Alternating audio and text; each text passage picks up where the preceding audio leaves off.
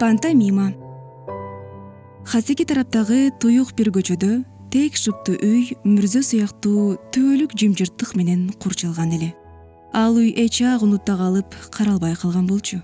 Чатырынан жулунган тактай, тамдан учкан чопо, дубалынан тоголонгон таштар жылдар бою түшкөн жеринде калат. Ырайы суук картаң грек аял анда санда мастандардыкындай коркунучтуу жымжырттык менен сыртка чыгып, үйгө керек болгон нерселерди сатып алып келет дагы шашып пушуп кайра үйгө кирип жок болуп кетчү. Үйдүн жакын бакчасында дубалга жакын өскөн чоң дарак июлдун ошол аптаптуу күндөрүнүн биринде Стамбулдун бул жерлерин адам чыдагыс ысыкта калтырып, жалбырактардын арасына жашынган шамал жайыла баштап, ошол үйдүн, ошол кварталдын бир чоң жашыруун желпиргичи сыяктуу абаны жаңылантып жана титиретип жиберчү. Эч ким жанынан өтпөгөн, эч бир добуш угулбаган, адам аттуунун кыймылы сейрек байкалган бул үйдө, бул ээн көчөдө жашоонун уланып жатканын көрсөткөн жалгыз гана бир дарак бар.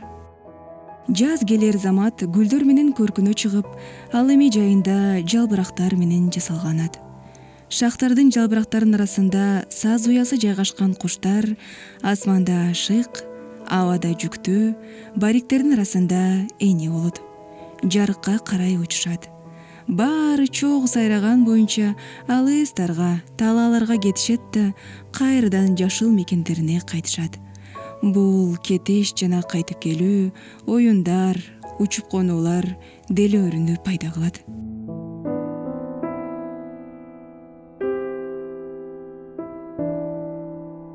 Жайдын бир жума күнү түшкү убакта бул үйдөн колтугунан түйүнчөгүн көтөрүнүп чыккан бир адам эшигин аябай жана кылдаттык менен жапкан соң жолуна түштү.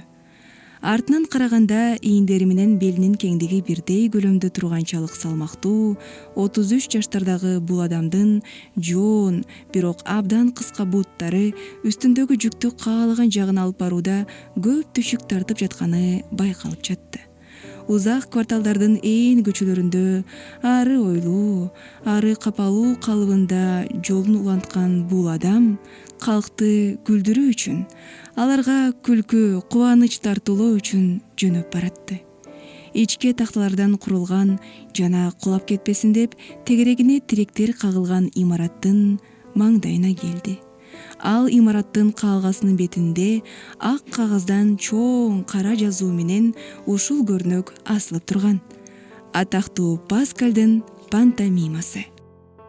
Бул жерде ар аптанын жума жана базар күндөрү атактуу Паскаль түрлүү өнөрүн көрсөтүп, күлкүлүү оюндарды аткарат. Сүйүктүү көрүүчүлөрдүн колдоосуна арзыган Паскаль ар бир чыгышында жаңы оюндарды сахналаштырат. Паскаль өзү эле театрдын эшигинен кирип, түйүнчөгүн ачып, эч өзгөрбөгөн шляпасын кийгенден кийин, жакасы оймолуу ак салтасын, башына учтуу күлөсүн кийет дагы, жүзүн ун менен курбаканыкындай кара көздөрүнүн астын кызылга бойгондон 1 сааттан кийин, ичи бош баштарга кайгысын унуткарып, бийиктеген каткырыктар, алкыш кыйкырыктардын арасында оюн зоок көрсөтүп жатты.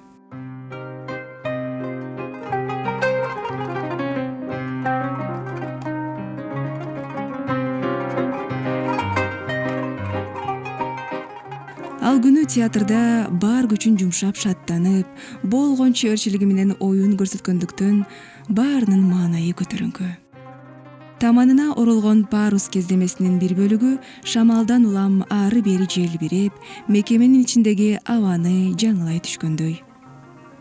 Такталардын жылчыктарынан көрүнгөн күндүн алтын нурлары уюктагы курт-кумурскаларды ойноткондой эле театрдын музыка тобу болгон шарманкада картайып, алдан тайып, алжып баштаган ыраңы суук, машакаттардан, жан дүйнөсүн чарчатып бүткөн түйшүктөрдөн куралган денесине өтө көп колдонулгандыктан эскирип бүткөн сары канар түстөгү атлас чүпүрөктөрдү оронгон аялдын элесин бийлетип жатты.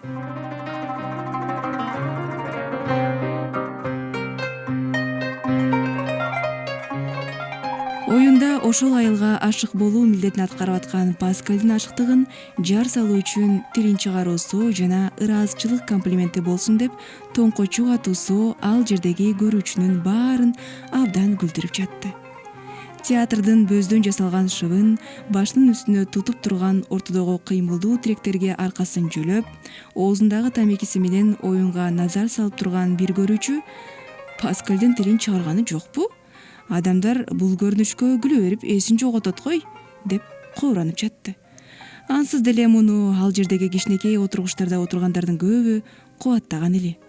Оюнчулардын жанындагы ложада ошол чынчыл, ошол күнөөсүз, ошол балача күлкүлөрү, жашоо кайгыларын унуткарган жаш кыздардын бири толук шаттык менен канаттарын кагып учкан куштардай кичинекей кызгылт эриндери нурлуу жылмайып, сүйүүсүнө баа берген алакандарын бири-бирине каккылап Паскалды алкап жатты. Эфталия аттуу 20 жаштагы бул жаш селки карыган энеси менен дээрлик ар апта ложага келчү. Энеси: "Кызым, бул жерде көп көңүл ачасыңбы?" деп сураганда, кызы Паскалды өткөндө өлүп калган сүйүктүү итине окшоштурганын, кээде турган турпаты жана жүрүш турушу бир эле жолу көрүп жактырып калган маймылын элестеткенин айтчу.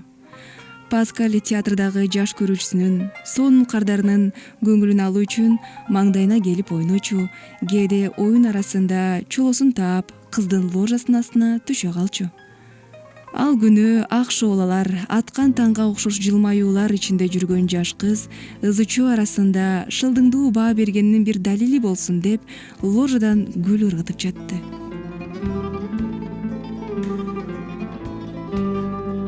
Ыргытылган бул гүлдөр Паскалдын жүзүнө, төшүнө тийген сайын колу менен жүрөк тушун басып, жаны чыгып кетчүдөй болуп, жараланган жырткыч айванча ачуу кыйкырып жатты.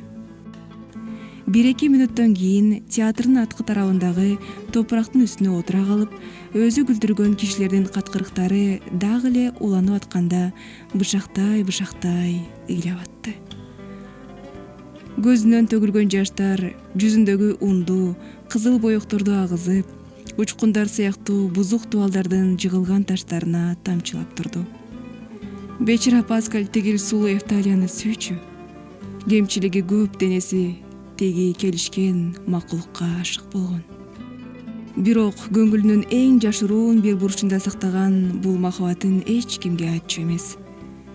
Кичинекей кезинен бери бардык сырын бөлүшкөн үйүндөгү кары кызматчысына ал акыбалын айтууга, түгүл өзү менен өзү болуп ойлонууга да батына албай жүрөт.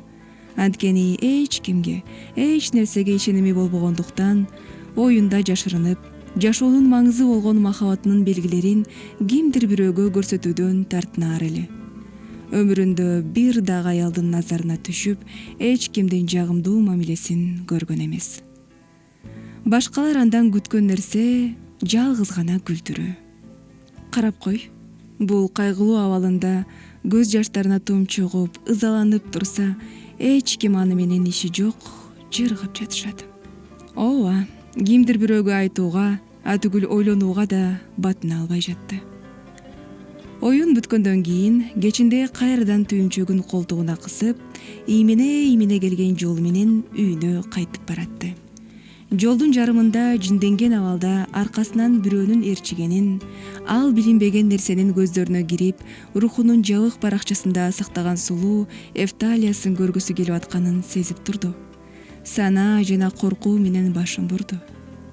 Ай, жарымынан чоң нурдуу бөлүгү ыйык София храмынын бийик куполунун үстүнөн чыгып, алгачкы жарыгы ошол ээн көчөнүн арасына түшкөн эле.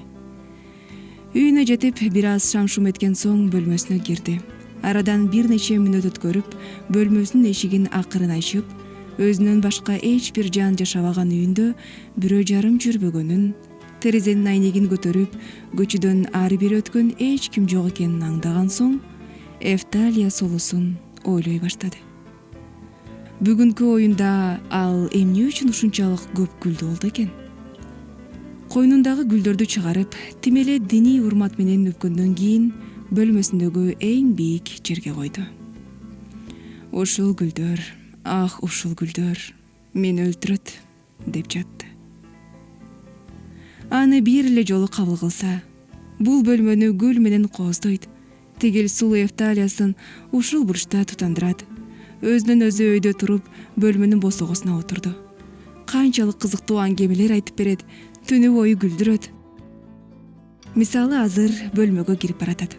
Бир сулуулук кудайынын маңдайындагы бутпарастай башын такталардын үстүнө койду. Бир канча убакытка чейин катып турган абалдан соң ушунчалык кооз түштөр жаткан уйкудан ойгонгондой акыбалда башын көтөрдү. Абдан түрү суук, ааламдын маскарасы. Ыйлай баштады. Кыялдарга батып, алыс сарда жүргөн кезде тиги чоң бактагы куштар сайрай баштады. Таң атып келатты. Дармансыз ошол жерден эле бир бурчка чыгылды. Акыркы күнүндө кайгылуу кабар алып келген алай укмуштуудай тездик менен өтүп кеткен эле.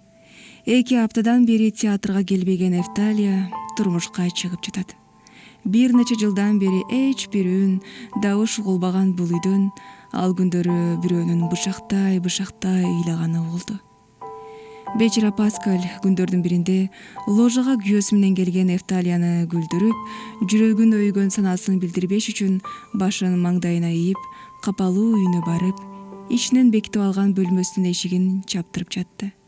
Эртеси түштөн кийин эшигин сындырып салчудай каккылаган грек аял эч бир жооп ала албаган соң, сарсанаа жана коркунуч менен тегеректеги адамдарды чогултуп, алар эшикти сындырып, бөлмөгө киришти. Бөлмөгө кирип-кирбей эле баары күлүп баштады.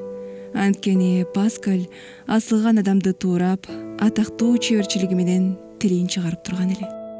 Жашоосунда баардыгын күлдүрүп жүрүп, жанын кыйганда да эч кимди ыйлата албаган байкуш Паскальдын бул жолку абалы кимдир бирөөнү тууроо эмес, өлүм сыяктуу акыйкат эле.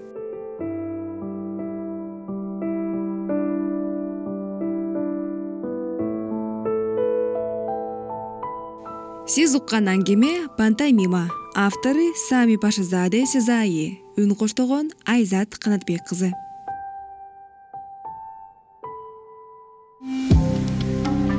Сиз уккан программа түрк дүйнөсүнүн тандалма чыгармалары уктуруусу. Ар жума күнү кечки саат 9-да жана анын кайталоосун ишемби күнү саат 10-до тыңдай аласыз. Уктурууну даярдаган Айзат Канатбек кызы.